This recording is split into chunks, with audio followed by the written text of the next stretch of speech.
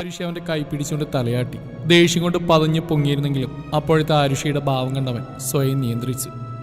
ആവശ്യതയോടെ വേശി വീഴാൻ തുടങ്ങി അവളെയും ചേർത്ത് പിടിച്ചവർ മുന്നോട്ട് നീങ്ങി. അതേസമയം രക്തമിറ്റി വീഴുന്ന തന്റെ കൈപ്പത്തി നോക്കിക്കൊണ്ട് അവിനാശ് എന്തോ ഓർത്തുകൊണ്ടിരിക്കുകയായിരുന്നു.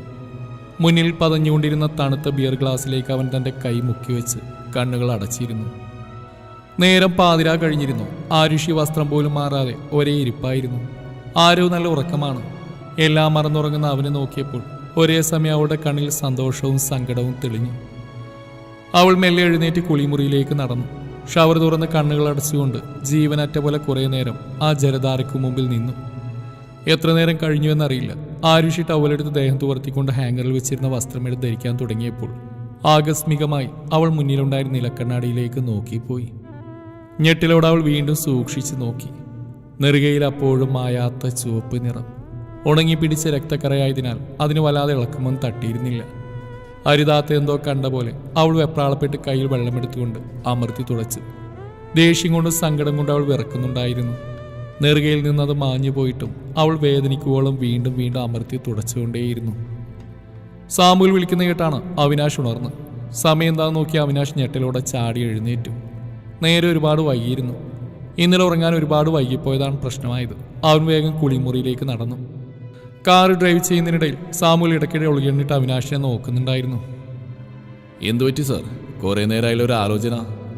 സാമുൽ ചെറുചിരിയോടെ ചോദിച്ചു. എന്താ? ഏതോ ലോകത്തെന്ന പോലെ അവിനാശ് സാമുവലിന്റെ മുഖത്തേക്ക് നോക്കി. അമ്പർ നിൽക്കുന്ന ആ മുഖം കണ്ടപ്പോൾ അവിനാശ് പതുക്കെ ചോദിക്കാൻ ആരംഭിച്ചു. ഈ സിന്ദൂരെന്തിനാ വിവാഹിതരായ സ്ത്രീകളണിയുന്നു? നിഷ്കളങ്കമായ അവിനാശിന്റെ ചോദ്യം കേട്ടപ്പോൾ സാമുവൽ അറിയാതെ പൊട്ടിച്ചിരിച്ചു പോയി. സാറിന്റെ മതാചാരങ്ങളെ പറ്റി എന്നോടാണോ ചോദിക്കുന്നത്? സാമുവലിന്റെ മറുചോദ്യം കേട്ട് അവിനാശ് ഒന്നും പറയാതെ പുറത്തേക്ക് കണ്ണു നട്ടിരിക്കുന്നുണ്ട്. സാമുവൽ തുടർന്നു. വിവാഹിതയായ ഒരു ഹിന്ദു സ്ത്രീയെ സംബന്ധിച്ചിടത്തോളം സിന്ദൂർ അവളുടെ ഭർത്താവിന്റെ ദീർഘായുസ്സിനും സമൃദ്ധിക്കും വേണ്ടിയുള്ള അവളുടെ ആഗ്രഹത്തെ സൂചിപ്പിക്കുന്നു. അതുപോലെ അവളുടെ നല്ല പകുതിയോടുള്ള അവിടെ ഒരിക്കലും മരിക്കാത്ത സ്നേഹത്തിന്റെയും ഭക്തിയുടെയും അടയാളമായി ഇത് കണക്കാക്കപ്പെടുന്നൊക്കെയാണ് ഞാൻ കേട്ടിട്ടുള്ളത്. അപ്പോൾ വിവാഹിതയില്ലാത്തൊരു സ്ത്രീയുടെ നെറുകയിലാണെങ്കിലോ? അവിനാശിന്റെ ചോദ്യം കേട്ടൊന്ന് അമ്പരുന്നെങ്കിലും സാമുൽ വീണ്ടും തുടർന്നു. ആദ്യമായിട്ടൊരു ഹിന്ദു സ്ത്രീ സിന്ദൂരണിയെന്ന് അവളുടെ ഭർത്താവിന്റെ കൈകൊണ്ടാണെന്നാണ് എൻ്റെ വിശ്വാസം. അതിനാൽ തന്നെ അതിന് അവരുടെ ജീവിതത്തിൽ നല്ല പ്രാധാന്യമുണ്ട്. ഇന്ത്യൻ നിയമപ്രകാരം വെറുതെ ആരെങ്കിലും ഒരാൾ സിന്ദൂരണിച്ചെന്ന് കരുതി അവൾ അയാളുടെ ഭാര്യയാവില്ല. എന്നാണെങ്കിൽ എനിക്ക് തോന്നുന്നത് ആ പെൺകുട്ടിക്ക് ഒരു പക്ഷെ അതൊരു ഇമോഷണൽ ഫീലിംഗിന് കാരണമായേക്കാം. അറിയില്ല, മേ ബി. സാമുവൽ പറഞ്ഞു നിർത്തി. ഇതൊക്കെ എന്തിനാണെന്ന ഭാഗത്തിൽ അവിനാശിനെ നോക്കി. അന്ന് ആരുഷി ഒരു പെൺകുട്ടി വിസിറ്റ് ചെയ്യാൻ വന്നു. 19 വയസ്സേ ആ കുട്ടിക്ക് ആയിട്ടുള്ളൂ. വിവാഹം കഴിഞ്ഞിട്ട് 1 വർഷമായി. എങ്കിലും ഇന്നേവരെ ആ പെൺകുട്ടി സന്തോഷം എന്താണെന്ന് അറിഞ്ഞിട്ടില്ല. നിറം കറുപ്പായതിൻ്റെ പേരിലും സ്ത്രീധനം കുറഞ്ഞതിൻ്റെ പേരിലുമായിരുന്നു തുടക്കമെങ്കിലും പിന്നീട് ആ കുട്ടി ഒരു മാനസിക രോഗിയായി ചിത്രീകരിക്കുന്നതിലേക്കും മച്ചി എന്നിവരെ മുദ്ര കുത്തുന്നതിലേക്കും വരെ കാര്യങ്ങൾ എത്തിയപ്പോൾ ആ കുട്ടി സ്വന്തം വീട്ടിലേക്ക് തിരിച്ചു വന്നതാണ്. അപ്പോഴാണ് സ്വന്തം വീട്ടുകാർക്കും താനൊരു ബാധ്യതയാണെന്ന് ആ കുട്ടി തിരിച്ചറിഞ്ഞത്. ആത്മഹത്യയില്ലാതെ ഒരു വഴി മുന്നിൽ നിന്ന് അവൾക്ക് തോന്നാൻ തുടങ്ങിയപ്പോഴാണ് എവിടുന്നോ കിട്ടിയ ധൈര്യത്തിൽ എല്ലാം കെട്ടിപ്പറിക്കിയ ആ കുട്ടി ആരുഷിയെ കാണാൻ വന്നത്. കാര്യങ്ങൾ വഷളാണെന്ന് കണ്ടപ്പോൾ ആരുഷി വനിതാ കമ്മീഷനിലേക്ക് വിളിച്ചറിയിക്കുകയും അവരുടെ നിർദ്ദേശപ്രകാരം ഒരു തീരുമാനം ഉണ്ടാകുന്നവരെ ആ കുട്ടിയെ തൊട്ടടുത്തുള്ള ഒരു വനിതാ ഹോസ്റ്റലിലേക്ക് മാറ്റുകയും ചെയ്തു. ആ തിരക്കിൽ ആരുഷി തന്നെ മറ്റു കാര്യങ്ങളെല്ലാം മറന്നിരുന്നു. അവളും ശബാനയും കൂടി ലഞ്ച് കഴിക്കുകയായിരുന്നു. രാജീവും തൊട്ടടുത്ത് തന്നെയുണ്ട്. അപ്പോഴാണ് കുറച്ചപ്പുറത്തായി എന്തോ ഒരു ബഹളം കേട്ടത്. നേഴ്സുമാരും അറ്റൻഡർമാർ അങ്ങോട്ടേക്ക് ഓടുന്നു. ആരോ ഉറക്കെ ബഹളം വയ്ക്കുന്നതും കേട്ടു. അപ്പോഴേക്ക് രണ്ടുപേര് തള്ളിക്കയറി ആരുഷിയുടെ മുന്നിലേക്ക് വന്നു. എടീ, നീ ആരടി? ഞങ്ങളുടെ കുടുംബകാര്യങ്ങൾ ഇടപെടാൻ രേണുകയെ ഹോസ്റ്റലിലേക്ക് അയക്കാൻ നീ ആരടി? അവരിലൊരുത്തൻ അവിടെ നേരെ കൈ ചൂണ്ടിക്കൊണ്ട് ഉറക്കെ വിളിച്ചു പറയാൻ തുടങ്ങി. പക്ഷെ അതൊന്നും ശ്രദ്ധിക്കാതെ ആരുഷി തന്റെ ഭക്ഷണം കഴിക്കുന്നത് തുടർന്നുകൊണ്ടിരിക്കുന്ന നോക്കി അമ്പരപ്പോടെ ചുറ്റുമുള്ളവർ പകച്ചു നിന്നു. എന്താടി, നിന്റെ നാവറങ്ങിപ്പോയോ? രേണുകന്റെ ഭാര്യ, അവളെ എന്ത് ചെയ്യണം തീരുമാനിക്കാനുള്ള അവകാശം എനിക്കാ. നിന്നെയൊക്കെ തലയിൽ താങ്ങി എടുക്കുന്ന കെട്ടിയന്മാരുള്ളവർക്കൊന്നും അത് ചിലപ്പം മനസ്സിലാവില്ല. നിർത്താ. തന്റെ മുന്നിലുണ്ടായിരുന്ന പ്ലേറ്റ് തട്ടിത്തെറിപ്പിച്ചുകൊണ്ട് ആരുഷി ചാടി എഴുന്നേറ്റ് പെട്ടെന്നായിരുന്നു. ആരുഷിയുടെ അപ്പോഴത്തെ മുഖഭാവം കണ്ട് അയാളൊന്ന് പകച്ചുകൊണ്ട് പുറകിലേക്ക് മാറി. താൻ ആരടോ? താൻ കുറെ നേരമായല്ലോ. സ്ത്രീകളെ ബഹുമാനിക്കുന്ന കൂട്ടത്തിലാണ് എനിക്ക് മനസ്സിലായി. എടോ, താൻ നേരത്തെ പറഞ്ഞ പോലെ ഭാര്യ എന്ന തന്റെ അടിമയും താലിയെന്ന് അവിടെ എന്തും ചെയ്യാനുള്ള ലൈസൻസും ഇല്ല. താനിക്ക് അവളെ വേണമെങ്കിൽ വിട്ടുകളയണം. അതല്ല, ഇനി ആ പെൺകുട്ടിയെ ഉപദ്രവിക്കാനാണ് തന്റെ ഒരുക്കെങ്കിൽ താൻ അഴിയണം, ഓർത്തോ. പിന്നെ നിങ്ങൾ. ആരുഷി ആ കുട്ടിയുടെ പിതാവിന്റെ നേരെ തിരിഞ്ഞു. സ്വന്തം മകളുടെ മനസ്സറിയാൻ പറ്റാൻ നിങ്ങൾക്കൊരു അച്ഛനാണോ? പഠിക്കുന്ന പ്രായത്തിൽ പക്വതയെത്തും പിന്നെ അതിനെ കെട്ടിച്ചു വിട്ട് ഭാരം ഒഴിവാക്കി. നല്ലോണം പഠിച്ചിരുന്ന കുട്ടിയായിട്ട് പോലും നിങ്ങൾക്ക് വേണ്ടിയാണ് അവൾ വിവാഹത്തിന് സമ്മതിച്ചത്. എന്നിട്ടോ കണ്ടവന്റെ വീട്ടിൽ നിന്ന് അടിയും തൊഴിയും കൊണ്ട് വന്നപ്പോൾ നാട്ടുകാരുടെ മുമ്പിൽ മാനം നോക്കി നിങ്ങൾക്ക് അവിടെ ഒരു ബാധ്യത അല്ലേ? വളർത്താൻ കഴിയില്ലെങ്കിൽ പിന്നെ പറയാൻ വന്ന ഉള്ളിലൊതുക്കി ആരുഷി പല്ലുകടിച്ച്. ഇനി തന്നോട് മിസ്റ്റർ കെട്ടിയോൻ, താനെന്താ പറഞ്ഞേ? എന്റെ കെട്ടിയോൻ എന്നെ തലയിലേറ്റി നടക്കിയെന്നോ? അതേടോ, തലയിലല്ല, ഇവിടെ ഈ നെഞ്ചിലാ കൊണ്ടുനടന്ന്. അതുകൊണ്ട് തന്നെയാ അവൻ പോയിട്ട് 6 കൊല്ലമായിട്ട് ഇന്നുവരെയും പിടിച്ചു നിൽക്കുന്നു. തനിക്കൊന്നും അത് പറഞ്ഞാൽ മനസ്സിലാവില്ല. എടോ, ഈ വിവാഹം എന്ന് വെച്ചാലേ അത് അമൂല്യ.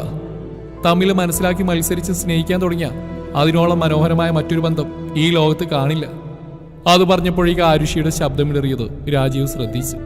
തലകുനിച്ച് നിൽക്കുന്ന 2 മനുഷ്യരോട് ആരുഷി പതുക്കെ സ്നേഹത്തോടെ കാര്യങ്ങൾ പറഞ്ഞ് മനസ്സിലാക്കി തിരികെ നടന്നു.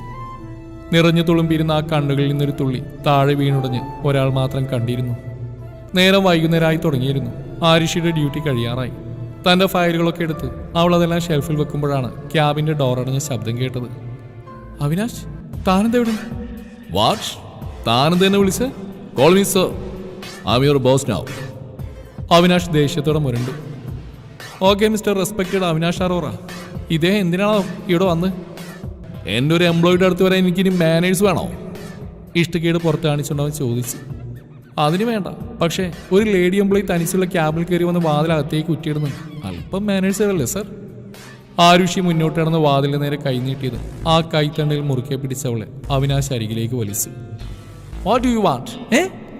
അരീശത്തോടെ തന്റെ കൈ കുടഞ്ഞുകൊണ്ട് ആരുഷി അവനോട് ചോദിച്ചു. താനിന്ന് ഇവിടെ കിടന്ന് ഷോ കാണിച്ചെന്ന് കേട്ടല്ലോ. So what? തന്റെ കൈ കുടഞ്ഞുകൊണ്ട് ആരുഷി അവനെ നോക്കി.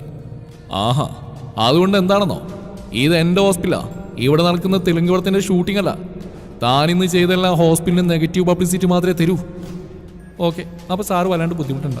ഡിസ്മിസ് ലെറ്റർ തന്നോളൂ. ഇവിടുന്ന് പോകാൻ സന്തോഷമേ ഉള്ളൂ എനിക്ക്. ആരുഷി പുച്ഛത്തോടെ അവനെ നോക്കി. മറുപടി പറയാതെ തുറച്ചു നോക്കുന്ന അവിനാശിനെ നോക്കി ചുണ്ടുകൂട്ടിക്കൊണ്ട് അവൾ തൻ്റെ ഷെൽഫ് തുറന്ന ബാഗും കീയും എടുത്ത് വാതിലിന് നേരെ നടന്നു. പെട്ടെന്നാണ് അവിനാശ് ആരുഷിയെ വെട്ടിച്ച് മുന്നോട്ട് കടന്ന് വാതിലിന് കുറുകെ നിന്ന്. ഇയാളിത്. ആരുഷിനി എന്താണെന്ന ഭാഗത്തിൽ അവനെ തുറച്ചു നോക്കി. നാളെ റിസൈൻ ചെയ്യാൻ റെഡിയല്ലേ നീ? പെട്ടെന്നായിരുന്നു അവൻ്റെ ചോദ്യം. നിഗൂഢമായൊരു ചിരിയോടെ അവൻ അവളുടെ മുഖത്തേക്ക് നോക്കി. ഉവ്വോ, എന്നാൽ അങ്ങനെ ആയിക്കോട്ടെ തമ്പ്ര. പരിഹാസത്തോടുകൂടി അവനെ ഓച്ചാനിച്ചുകൊണ്ട് അവൾ മറുപടി പറഞ്ഞു. അവിനാശ് അതൊരിക്കലും പ്രതീക്ഷിച്ചില്ലായിരുന്നു. അമ്പരപ്പോട് അനക്കമറ്റുന്ന അവനെ ബലമായി ഒരു വശത്തേക്ക് തള്ളി മാറ്റിക്കൊണ്ട് ആരുഷി വാതിൽ തുറന്ന് പുറത്തേക്ക് നടന്നു. Are you crazy? Really? Samuel വിശ്വസിക്കാനാവാതെ കാർ സഡൻ ബ്രേക്ക് ഇട്ട് കണ്ണും തള്ളി അവിനാശിനെ നോക്കി. സാമുവലിന്റെ പെട്ടെന്നുള്ള പെരുമാറ്റത്തിൽ പരിഭ്രമിച്ചു പോയ അവിനാശ് എന്തോ പറയാൻ വേണ്ടി വാ തുറന്നു. വീണ്ടും സാമുവൽ ചാടി വീണു. ആരുഷി പോയ അവൾക്കൊരു നഷ്ടമല്ല. എത്രയോ വലിയ ഹോസ്പിറ്റലിൽ അവൾക്ക് ഒരുപാട് അവസരം വെച്ച് നീട്ടിയിട്ടുണ്ട്. മാത്രമല്ല CM-ന്റെ പിന്തുണ കൂടി ഉള്ളതുകൊണ്ട് വാല്യൂ കൂടുതൽ അവൾക്ക്. നമ്മുടെ ഹോസ്പിറ്റൽ അറിയപ്പെടുന്നതിന് അവിടെ പേരില്ല. മാത്രമല്ല അവൾ പോയാൽ പുറകെ രാജീവും ശബാനയടക്കം കുറേ പേര് കൂടെ പോവും. ചുരുക്കി പറഞ്ഞ നഷ്ടം നമുക്ക് മാത്രം. ഒറ്റ ശ്വാസത്തിൽ സാമുവൽ പറഞ്ഞു കേട്ട് താൻ പറയാമെന്ന് എന്താണെന്ന് കൂടി അവിനാശ് മറന്നുപോയി. എനിക്ക് അവളെ കൊണ്ട് എങ്ങനെയും അടിയറവ് പറയിപ്പിക്കണം. അവളെന്നോട് മേഴ്സിക്ക് വേണ്ടി കെഞ്ചണം. അപ്പോഴാ എനിക്ക് വേണ്ടത് എനിക്ക് അവളോട് ചോദിക്കാൻ. അവിനാശ് സാമുവലിനോട് പറഞ്ഞു. ഉവ് ചെല്ല്, ഇപ്പൊ കിട്ടും. സാമുവൽ പറഞ്ഞിട്ട് അവൻ അതിശയത്തോടെ തുറിച്ചു നോക്കി. Jesus, sorry sir. ഞാൻ ഉദ്ദേശിച്ചത് അവൾ അങ്ങനെയൊന്നും വഴങ്ങില്ലെന്നാ. സാമുവൽ വിക്കി പറഞ്ഞ് വേഗം സ്ഥലം കാലിയാക്കി. ഇനി അടുത്ത നീക്ക് എന്താണെന്ന് ആലോചിച്ചുകൊണ്ട് അവിനാശ് ചെയറിലേക്ക് ചാഞ്ഞു. പിറ്റേന്ന് വൈകുന്നേരം ചെറിയൊരു മീറ്റിംഗ് കഴിഞ്ഞ് വരികയായിരുന്നു അവിനാശ്. റോഡിൽ സ്കൂൾ വിട്ടു പോകുന്ന കുട്ടികളുടെ തിരക്കായിരുന്നു. മഴക്കാലമാണെങ്കിലും നല്ല ദാഹം തോന്നിയപ്പോൾ കാറിൽ പരതി നോക്കിയെങ്കിലും ഒഴിഞ്ഞ കുപ്പി കണ്ടവൻ പിറുവിറുത്തുകൊണ്ട് കാറിൽ നിന്നിറങ്ങി എതിർവശത്തെ കൂൾ ബാറിലേക്ക് നടന്നു. സാമുവൽ കൂടെയില്ലാത്ത കഷ്ടമായി പോയി എന്നവന് തോന്നി. വെള്ളക്കുപ്പിയും വാങ്ങി റോഡ് ക്രോസ് ചെയ്യാൻ ഒരുങ്ങിയപ്പോഴാണ് നനച്ചിരിക്കാതെ ഇരമ്പിക്കൊണ്ട് മഴ വന്നത്. തുമ്പിക്കൈ വണ്ണത്തിലുള്ള തുള്ളികളായതിനാൽ റോഡ് ക്രോസ് ചെയ്ത് കാറിനടുത്ത് എത്തുമ്പോഴേക്കും നനയുമെന്ന് ഉറപ്പുണ്ടായതുകൊണ്ട് അവൻ തൊട്ടടുത്തേണ്ട ബസ് സ്റ്റോപ്പിലേക്ക് കയറി നിന്നു. അങ്കിൽ ഇവിടെ ഇരുന്നോളൂ, ഇവിടെ നിന്നാ കാറ്റ് വീശിയാൽ മഴ മുഴുവൻ മേലോട്ട് വീഴും. ഒരു കുഞ്ഞു ശബ്ദം കേട്ട് അവിനാശ് പുറകിലേക്ക് നോക്കി. ഒരു യൂണിഫോമും ബാഗും കഴുത്തിലൊരു വാട്ടർ ബോട്ടിലും തൂക്കിയിട്ട് നുണക്കുഴി കാണിച്ചുകൊണ്ട് തന്നെ നോക്കി ചിരിക്കുന്ന വിടർന്ന കണ്ണുകളുള്ള ആ ബാലനെ കാണാൻ നല്ല കുട്ടിത്തമുണ്ടായിരുന്നു. അവിനാശ് ഒന്ന് പുഞ്ചിരിച്ചുകൊണ്ട് അവൻ്റെ അരികിലേക്ക് നീങ്ങി. നീ എന്താ വീട്ടിൽ പോകാത്ത? കുട്ടികളെല്ലാം പോയല്ലോ. അവിനാശ് ആ കുട്ടിയോട് ചോദിച്ചു. ഞാൻ എൻ്റെ മമ്മയുടെ കൂടെ പോവാറ്, മമ്മ വരും കൊണ്ടുപോവാൻ. എന്നിട്ടെന്താ വരാത്തെ? അറിയില്ല, ചിലപ്പോൾ ബ്ലോക്കിൽ വിട്ട് കാണും. വരേണ്ട സമയം കഴിഞ്ഞിരിക്കണു. ആ കുട്ടി വലിയവരെ പോലെ അവനോട് മറുപടി പറഞ്ഞു. ചിലപ്പോൾ നിന്റെ മമ്മ വന്നില്ലെങ്കിലോ? അവിനാശ് ആ കുട്ടിയെ നോക്കി. ഏയ്, അങ്ങനെ എന്നെ വിട്ടിട്ട് മമ്മ വരാണ്ടിരിക്കില്ല. എൻ്റെ മമ്മയ്ക്ക് എന്നെ ജീവനാ. എൻ്റെ മമ്മയാ ഈ ലോകത്തിലെ ഏറ്റവും ബെസ്റ്റ് മമ്മ.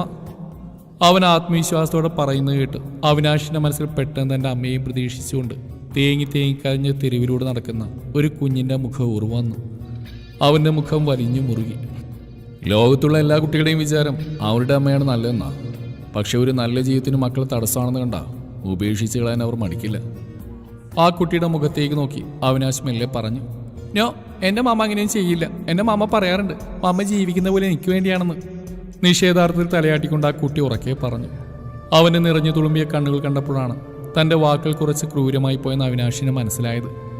അവനിപ്പോൾ കരയുമെന്ന് തോന്നി അവിനാശ് വേഗം ചിരിച്ചുകൊണ്ട് വിഷയം മാറ്റി. തനിക്ക് കാർ ഇഷ്ടമാണോ? കുറച്ചപ്പുറത്തായി പാർക്ക് ചെയ്ത് തൻ്റെ കാറ് കാണിച്ചുകൊണ്ട് അവിനാശ് ചോദിച്ചു. അപ്പോഴാണ് ആ കുട്ടി അവിടെ നിർത്തിയിട്ട് ആ ആഡംബര വാഹനം കണ്ടത്. വാവ്, അത് നിങ്ങളുടെയാണോ? അവൻ അത്ഭുതത്തോടെ കണ്ണുകൾ കൊടുത്തി അവിനാശിനെ നോക്കി. അവൻ്റെ നിഷ്കളങ്കമായ ഭാവം കണ്ടപ്പോൾ അവിനാശിന് വല്ലാത്തൊരു ഇഷ്ടം തോന്നി. നിനക്ക് കയറണോ അതിൽ? അവിനാശ് ആവേശത്തോടെ അവനോട് ചോദിച്ചു. വേണ്ട, സ്ട്രേഞ്ചേഴ്സിനോട് സംസാരിക്കരുതെന്നും അവരുടെ കൂടെ വണ്ടിയിലൊന്നും കയറരുതെന്നും അമ്മ പറഞ്ഞിട്ടുണ്ട്. ബട്ട് എനിക്ക് അങ്കിളിനെ ഇഷ്ടമായി കേട്ടോ, അതുകൊണ്ടാണ് ഞാൻ അങ്കിളിനോട് സംസാരിച്ചേ. നുണക്കുഴി കാണിച്ച് ചിരിച്ചുകൊണ്ട് അവൻ മറുപടി പറഞ്ഞു. നിന്റെ നുണക്കുഴിയാണെന്ന് നല്ല ഭംഗിയുണ്ട് കേട്ടോ. അവിനാശ് അവൻ്റെ തലയിൽ തലോടിക്കൊണ്ട് പറഞ്ഞു. എൻ്റെ മമ്മക്കുണ്ട്. അങ്കിളിന് നുണക്കുഴിയുള്ള ആൻറ്റീനെ കല്യാണം കഴിച്ചാൽ മതി. അങ്കിളിന് നുണക്കുഴിയുള്ള കുട്ടി ഉണ്ടാവും. ആ കുട്ടി അഭിമാനത്തോടെ പറഞ്ഞു. അപ്പോഴേക്കും പുറത്തെ മഴ തെല്ലെന്ന് ശമിച്ചിരുന്നു. അവിനാശ് പോകാൻ വേണ്ടി ഇറങ്ങി. എന്നാ ഞാൻ പോട്ടെ കേട്ടോ, പിന്നെ കാണാവേ. ഇനിയൊരിക്കൽ അമ്മയുള്ളപ്പോൾ നമുക്ക് കാറി കയറാം. ആ കുട്ടിയുടെ യാത്ര പറഞ്ഞു അവിനാശ് അവിടെ നിന്ന് ഇറങ്ങി നടന്നു. ആരുഷി കുളി കഴിഞ്ഞ് വസ്ത്രം മാറി സോഫയിലേക്ക് ചാഞ്ഞു. അവളാകെ ക്ഷീണിച്ചിരുന്നു. അന്ന് കുറച്ച് ജോലി കൂടുതലായിരുന്നു. ഹോസ്പിറ്റലിൽ നിന്ന് ഇറങ്ങാൻ ലേറ്റായതിനാൽ വളരെ പരിഭ്രമത്തിലായിരുന്നു അവൾ. ആരവ് തന്നെ കാണാതെ വിഷമിക്കുന്നതായിരുന്നു ആദി. പക്ഷേ ബസ് സ്റ്റോപ്പിലെത്തിയപ്പോൾ നല്ല സന്തോഷത്തിലിരിക്കുന്ന ആരവിനെയാണ് കണ്ടത്. അപ്പോൾ മുതൽ തുടങ്ങിയതാണ് ആരവ്. അവൻ അന്ന് കണ്ട ഏതൊരു അങ്കിളിനെ പറ്റി പറയാൻ. അവസാനം സായിയിട്ട് മിണ്ടാതിരിക്കാൻ പറയേണ്ടി വന്നു. സിനിമ നടന്ന പോലെ ഉണ്ടത്രേ. ആരവ് കണ്ണുകൾ മിഴിച്ച് ആംഗ്യം കാണിച്ചുകൊണ്ട് പറയുന്നത് കാണാൻ നല്ല രസമുണ്ടായിരുന്നു. എന്തായാലും ഞാൻ വിലുള്ള മോൻ്റെ ബോറടി മാറ്റിയ സിനിമ നടങ്കിളേ നിങ്ങൾക്ക് ആരവിനെ പോലെ അവൻ പറഞ്ഞ പോലത്തെ നുണക്കുഴിയുള്ള ആൻറ്റിയെ തന്നെ കിട്ടട്ടെ. വെറുതെ മനസ്സിൽ നമിച്ചുകൊണ്ട് പുഞ്ചിരിച്ച് ആരുഷി കണ്ണുകൾ അടച്ചു. അന്നായിരുന്നു ഹോസ്പിറ്റലിലെ കാർഡിയോളജിസ്റ്റ് റഹ്മയുടെ ജന്മദിനം. അതുകൊണ്ട് തന്നെ അന്ന് ഹോസ്പിറ്റലിലെ എല്ലാവർക്കും അവരുടെ വക ഉച്ചയ്ക്ക് ലഞ്ചുണ്ടായിരുന്നു. ആ ഹോസ്പിറ്റലിലെ എല്ലാ പ്രധാനപ്പെട്ടവരും അന്ന് അവിടുത്തെ ക്യാൻറ്റീനിൽ ഒരുമിച്ച് കൂടി. ക്യാൻറ്റീൻ ഫുഡ് അടിപൊളിയാണ് അവിടെ. ഓരോരുത്തരും അവർക്ക് വേണ്ടത് ഓർഡർ ചെയ്തുകൊണ്ട് ഓരോ ചെറിയ കൂട്ടങ്ങളായി ഓരോ ടേബിളിന് ചുറ്റിയിരുന്ന് ഭക്ഷണം കഴിക്കാൻ ആരംഭിച്ചു. ആരുഷി തൻ്റെ മുന്നിലുണ്ടായിരുന്ന ഫ്രൈഡ് റൈസ് കഴിച്ചുകൊണ്ട് രാജീവിനോടും ഷബാനയോടും സംസാരിച്ചുകൊണ്ടിരിക്കുകയായിരുന്നു. അപ്പോഴാണ് അവിനാഷും സാമുലും റിയയും കൂടെ അങ്ങോട്ട് വന്ന്. അവരെ കണ്ട ഉടൻ തന്നെ അവിടെ ഉണ്ടായിരുന്ന എല്ലാവരും ബഹുമാനത്തോടെ എണീറ്റ് പുഞ്ചിരിച്ചു. പുച്ഛത്തോടെ നോക്കുന്ന ആരുഷിയെ അതേ ഭാഗത്തിൽ തന്നെ തിരിച്ചു നോക്കിക്കൊണ്ട് അവിനാഷ് കടന്നുപോയി. കുറച്ചപ്പുറത്തെ ടേബിളിൽ ഇരുന്നു. ആരുഷിക്ക് അഭിമുഖമായിട്ടായിരുന്നു അവൻ്റെ ഇരിപ്പ്. ഓർഡർ ചെയ്ത ചിക്കൻ കഷ്ണം അവൻ കഴിക്കാനൊരുങ്ങി. ആരുഷിയെ നോക്കിക്കൊണ്ട് കയ്യിലുണ്ടായിരുന്ന ചെറിയ കത്തി കൊണ്ട് അവൻ ആ ഇറച്ചി കഷ്ണം ദൃഢതയോടെ മുറിക്കാൻ ആരംഭിച്ചു. അവൻ്റെ നോട്ടത്തിൽ ഒരു ഭീഷണിയുടെ മട്ടുണ്ടായിരുന്നു. ആരുഷി അതുപോലെ അരിഞ്ഞുകളയുന്ന ഭാവമായിരുന്നു അവൻ്റെ മുഖത്തപ്പോൾ. ഓഹോ! ആരുഷി ദേഷ്യത്തോടെ മുന്നിലുണ്ടായിരുന്ന കോളിഫ്ലവർ കഷ്ണത്തിൽ ആഞ്ഞു കുത്തി. അത് വായിലിട്ട് നാടകീയമായി ചവച്ചരക്കാൻ തുടങ്ങി. ഒരു നിശബ്ദ യുദ്ധത്തിൻ്റെ പ്രതീതിയോടെ അവരങ്ങനെ ഭക്ഷണം കഴിക്കുന്നത് തുടർന്നുകൊണ്ടിരുന്നു. അവിനാഷിൻ്റെ അടുത്തുണ്ടായിരുന്ന സാമുവലിൻ്റെ അവസ്ഥയായിരുന്നു പരിതാപകരം. അവരുടെ ഈ വിക്രികളെല്ലാം കണ്ട് ചിരി അടക്കി വെക്കാൻ അവൻ നന്നായി പാടുവിടുന്നുണ്ടായിരുന്നു. സർ, ഒരു മിനിറ്റ്, ഞാനൊന്ന് വാഷ്റൂമിൽ പോയിട്ട് വരാം. സാമുവൽ ധൃതിയോടെ വേഗം അവിടെ നടന്നു. വാഷ്റൂമിലെത്തിയ സാമുവൽ ആരുമില്ലെന്ന് ഉറപ്പുവരുത്തിയ ശേഷം ഉറക്കെ പൊട്ടിച്ചിരിക്കാൻ തുടങ്ങി. ബാത്റൂമിൻ്റെ ഡോറൊന്ന് പുറത്തിറങ്ങിയ ശബാന അമ്പരന്നു. ഒരുത്തിനത് ആ ചുമരിലെ കൈ ചുരുട്ടി കുത്തിക്കൊണ്ട് വയറും പൊത്തി പൊട്ടിച്ചിരിക്കുന്നു. Hey, are you okay? ഷബാനയുടെ പെട്ടെന്നുള്ള ചോദ്യം കേട്ട് ഞെട്ടിപ്പോയ അയാൾ പുറകിലേക്ക് തിരിഞ്ഞു. അത് സാമുവലാണെന്ന് മനസ്സിലായവൾ അമ്പരന്നു പോയി. പെട്ടെന്ന് ചിരിയെന്ന് അടക്കിക്കൊണ്ട് പരിഭ്രമത്തോടെ സാമുവിൽ നിന്ന് പരിങ്ങി. ഒന്ന് രണ്ട് തവണ അവിടെ നിന്ന് അങ്ങോട്ടും ഇങ്ങോട്ടും കറങ്ങിയ ശേഷം സാമുൽ വേഗം സ്ഥലം കാലിയാക്കി. ഒരു കള്ളലക്ഷം, ഇനി അവനെ സഹിക്കുകയാവുമെന്തോ. അമ്പരപ്പോടെ പിറുപിറുത്തുകൊണ്ട് ഷബാനയോട് നിറങ്ങി. തൊട്ടടുത്ത ഷോപ്പിംഗ് മാളിൽ നിന്ന് ചെറിയ പർച്ചേസിംഗ് നടത്തി മടങ്ങാനൊരുങ്ങുമ്പോഴാണ് അവിനാശ് ആ കാഴ്ച കണ്ടത്. ഹാങ് ചെയ്തു വെച്ചിട്ടുള്ള സ്ത്രീകളുടെ വസ്ത്രങ്ങളെല്ലാം തിരിച്ചും മറിച്ചും നോക്കുന്ന ഒരു കൊച്ചു പയ്യൻ. ഏയ്, നീ എന്താ ഇവിടെ? അവിനാശ് ആശ്ചര്യത്തോടെ ചോദിച്ചു. അങ്കിൾ, സർപ്രൈസ് ആണല്ലോ. ആരവിന്റെ കണ്ണുകൾ അത്ഭുതം കൊണ്ട് വിടർന്നു. നീ എന്താ ഒറ്റയ്ക്ക്? കൂടെ ആളില്ലേ? അവിനാശ് വീണ്ടും ചോദിച്ചു. നാളെ എൻ്റെ അമ്മയുടെ പിറന്നാളാ. മമ്മയ്ക്ക് ഒരു ഡ്രസ്സ് എടുക്കാൻ വന്നാൽ ഞങ്ങൾ. എന്നിട്ട് മമ്മയുടെ ട്രയൽ റൂമിലാ. ഞാനൊരു 2-3 ചുരിദാർ സെലക്ട് ചെയ്ത് കൊടുത്ത് ഉടുത്തോക്കാൻ പോയതാ. അവൻ അഭിമാനത്തോടെ പറഞ്ഞു കേട്ട് അവിനാശിന് ചിരി വന്നു. കൊച്ചുമിടുക്കൻ, ആള് കൊള്ളാലോ, അവൻ മനസ്സിൽ കരുതി. അങ്കിളെ ഇത് ഏതാ നല്ലെന്ന് പറയാമോ? എൻ്റെ മമ്മ കണ്ട സുന്ദരിയാവണം. അവൻ അപ്പുറത്തെ ഷെൽഫിലേക്ക് വിരൽ ചൂണ്ടി. അയ്യോ അതിപ്പം ഞാനെങ്ങനെയാ, എനിക്കിതൊന്നും അറിയത്തില്ല. ഞാൻ പോട്ടെ, തിരക്കുണ്ട് കേട്ടോ. അവിനാഷ് വേഗം സ്ഥലം വിടാൻ നോക്കിയെങ്കിലും ആരെയും വിട്ടില്ല. ഓക്കെ നോക്കട്ടെ. ദാ ഈ വൈറ്റ് ചുരിദാർ നന്നായിട്ടുണ്ട്, ഇത് ചൂസ് ചെയ്തോ. അവിനാഷ് ആരവിനോട് പറഞ്ഞു. സന്തോഷത്തോടെ നിൽക്കുന്ന ആരവിനോട് യാത്ര പറഞ്ഞുകൊണ്ട് അവിനാഷ് മുന്നോട്ട് നടന്നു. ആരാ സാറാ കുട്ടി? സാമൂൽ ആകാംക്ഷയോടെ ചോദിച്ചു. അറിയില്ല. അവിനാഷ് പെട്ടെന്ന് മറുപടി അറിഞ്ഞു. പക്ഷേ കണ്ടിട്ട് അങ്ങനെ തോന്നിയില്ല, നല്ല അടുപ്പം തോന്നി. ഇനി സാറിന്റെ കഴിഞ്ഞ ജന്മത്തിലെ കുട്ടിയായിരിക്കും ചിലപ്പോ. എന്തോ വലിയ തമാശ പറഞ്ഞുള്ള സാമൂൽ ഉറക്കെ പൊട്ടിച്ചിരിച്ചുകൊണ്ട് തിരിഞ്ഞു നോക്കി. ദഹിപ്പിക്കുന്ന വിധത്തിലുള്ള അവിനാഷിന്റെ നോട്ടം കണ്ട് അവന്റെ മുഖത്തെ ചിരിമാഞ്ഞു. പക്ഷെ അവിനാശ് അപ്പോഴും ആലോചിച്ച് ആരവിന്റെ മമ്മ എന്തു പറഞ്ഞു കാണുന്നതാണ്. ആദ്യമായിട്ടാണ് താനൊരു സ്ത്രീക്ക് വസ്ത്രം സെലക്ട് ചെയ്ത് കൊടുക്കുന്നത്. എന്താവോ എന്തോ. രാവിലെ കുളിയൊക്കെ കഴിഞ്ഞ് അമ്പലത്തിലേക്ക് പോയിരുന്ന ആരുഷി ഹോസ്പിറ്റലിലേക്ക് പോകാൻ വേണ്ടി ഇറങ്ങി. പെട്ടെന്ന് എന്തോർത്ത പോലെ വീണ്ടും അകത്തേക്ക് ഓടിയിട്ട് റൂമിലെ കണ്ണാടിച്ചിലിൽ പതിച്ചു വെച്ചിരുന്ന കറുത്ത കുഞ്ഞു പൊട്ടെടുത്ത് നെറ്റിയിൽ വെച്ച്. ഇപ്പോൾ ഓക്കെ ആയി. അവൾ ചിരിച്ചുകൊണ്ട് കണ്ണാടിയിൽ നോക്കി. ഫുൾ സ്ലീവുള്ള ആ തൂവെള്ള നിറമുള്ള ചുരിദാർ തനിക്ക് നന്നായി ചേരുന്നുണ്ടെന്ന് അവൾക്ക് മനസ്സിലായി. എന്തായാലും അങ്കിളുടെ സെലക്ഷൻ കൊള്ളാം. സന്തോഷത്തോടെ ഒരു മൂളിപ്പാട്ടും പാടിക്കൊണ്ട് അവൾ വീട് പൂട്ടി ഇറങ്ങി. ഫെറാറി കാറിൽ നിന്നിറങ്ങി അല്പം ഗർവോടെ തന്നെ തലയുയർത്തി പിടിച്ചുകൊണ്ട് അവിനാശ് മുന്നോട്ട് നടന്നു. കാറ് സാമൂൽ പാർക്ക് ചെയ്തുള്ളൂ. തലങ്ങും വിലങ്ങും നടക്കുന്ന ചെറുപ്പക്കാരികളായ നഴ്സുമാരൊക്കെ ആരാധനയോടെ നോക്കുന്നവൻ കാണുന്നുണ്ടായിരുന്നു. പുച്ഛത്തോടെ ചുണ്ടുകളൊരു വശത്തേക്ക് ഓട്ടി ചിരിച്ചുകൊണ്ട് അവൻ മുന്നോട്ട് നടന്നു. Good morning sir. എതിരെ വന്ന മുതിർന്ന സിസ്റ്റർ വിളിച്ചു പറഞ്ഞുകൊണ്ട് അവനെ കടന്നുപോയി. ഹാപ്പി ബർത്ത്ഡേ മാം, സുന്ദരിയായിട്ടുണ്ടല്ലോ. പുറകിൽ നിന്ന് ആ സിസ്റ്ററുടെ ഉച്ചത്തിലുള്ള സംസാരം കേട്ട് അവിനാശ് അലസതയോടെ തിരിഞ്ഞു നോക്കി. തൂവെള്ള നിറമുള്ള ഫുൾ സ്ലീവ് ചുരിദാർ അതേ നിറമുള്ള നേർത്ത ദുപ്പട്ട കഴുത്തിലൂടെ പുറകിലേക്കിട്ട് ഷാമ്പൂ തേച്ച് പറപ്പിച്ച മുടിയിഴകൾ അലസമായി അഴിച്ചിട്ടുകൊണ്ട് ഒരു മാലാഖയെ പോലെ സുന്ദരിയായി ആരുഷി നിൽക്കുന്നു. കാറ്റിൽ പറക്കുന്ന മുടിയിഴകളെ ചെവിക്ക് പുറകിലേക്ക് ഒതുക്കി വെക്കാൻ നോക്കുമ്പോൾ അവളുടെ കാതിലെ വെള്ളി നിറമുള്ള ജമിക്ക് ഊഞ്ഞാലാടിക്കൊണ്ടിരുന്നു. വാലിട്ടെഴുതിയ നീളൻ കണ്ണുകൾ വിടർത്തിക്കൊണ്ട് നേരത്തെ കടന്നുപോയ സിസ്റ്ററോട് പൊട്ടിച്ചിരിച്ചുകൊണ്ട് കുശലം പറഞ്ഞപ്പോൾ അവളുടെ കവിളിലെ നുണക്കുഴികൾ വിരിഞ്ഞതവൻ കണ്ടു. കുറച്ചു നേരത്തേക്ക് ആ കാഴ്ചയില്ലാതെ മറ്റൊന്നും അവൻ്റെ മുമ്പിലില്ലായിരുന്നു. ആരുഷിയല്ലാത്ത സർവവും നിശബ്ദമായതുപോലെ ചലനമറ്റതുപോലെ അവന് തോന്നി. സർ സർ പെട്ടെന്ന് പരിസരബോധം വന്ന അവിനാഷ് ഞെട്ടലോടെ തിരിഞ്ഞു നോക്കി. സാമൂൽ. എന്തൊരു സർ? പോ. സാമൂൽ അവൻ അകത്തേക്ക് ആനയിച്ചു. ആ. സാവധാനം തലയാട്ടിക്കൊണ്ട് പതുക്കെ മൂളി അവിനാശ് മുന്നോട്ട് നടക്കാനൊരുങ്ങി. പെട്ടെന്ന് അവൻ്റെ മനസ്സിലൊരു വെള്ളിടി വെട്ടിയ പോലെ തോന്നി. വാട്ട്? എന്തോ വെളിപാട് കിട്ടിയ പോലെ ഉറക്കെ ശബ്ദിച്ചുകൊണ്ട് അവൻ പുറകോട്ട് തിരിഞ്ഞ ആരുഷിയുടെ ചുരിദാറിലേക്ക് ഒന്നുകൂടി സൂക്ഷിച്ചു നോക്കി.